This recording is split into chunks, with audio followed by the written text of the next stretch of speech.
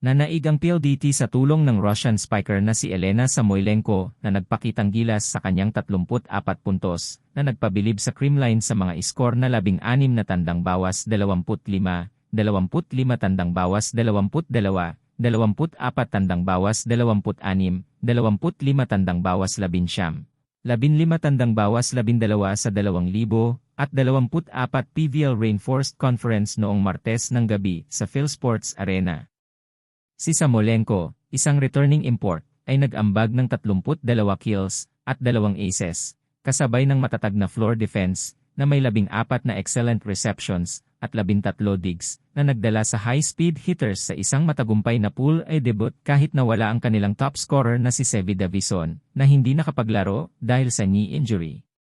Ang 6-foot negatibo 4 na hitter ay nakapuntos ng 4 na sunod-sunod na puntos upang dalhin ang PLDT sa match point na 14 na tandang bawas 11 bago sinagip ni Erica Staunton ang 1 punto para sa creamline.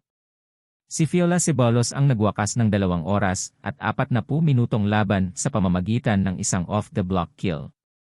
Ito ang pahayag ni Samoylenko.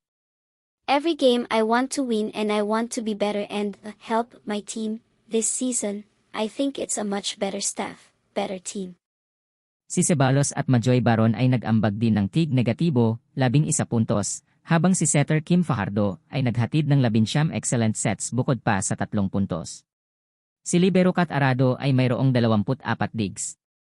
Natalo ang creamline sa isang pambungad na laro sa kauna-unahang pagkakataon sa loob ng 5 taon mula noong 2011 Rainforest Conference, kung saan natalo sila sa eventual champion na Petrogas na pinamunuan noon ng PLDT coach na si Roald Ricafort at ang kanyang assistant na si Arnold Lanyog.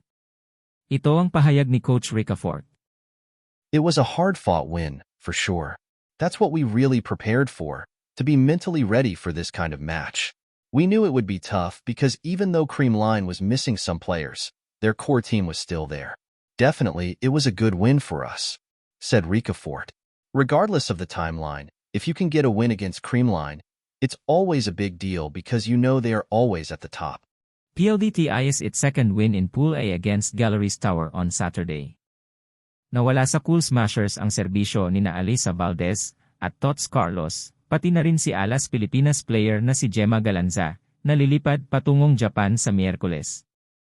Ang 20-point debut ni Erica Staunton, na may kasamang 2 blocks at 2 aces, ay nasayang nang matalo ang creamline sa kanilang unang laro sa pool ay nagpakitang gilas si Bernadette Pons na may 18 puntos, habang si Michelle Gumabao ay nagdagdag ng 16 na puntos. Ang Cool Smashers, na nagkaroon ng 32 errors, ay maghahangad makabawi laban sa Farm Fresh Foxy sa Sabado. Ano sa tingin nyo guys, malakas na ba talaga ang PLDT ngayong conference o nanibago LNG ang creamline sa pagkawala ng kanilang mga players? I-comment nyo sa ibaba. Maraming salamat sa inyong pagtutok. Para sa higit pang mga updates sa volleyball at iba pang balita, huwag kalimutang mag-subscribe at i-click ang notification bell para palaging updated. Abangan ang mas marami pang kapanapanabik na laro at eksklusibong balita mula sa inyong paboritong sports and news channel. Kita-kits sa susunod na laban!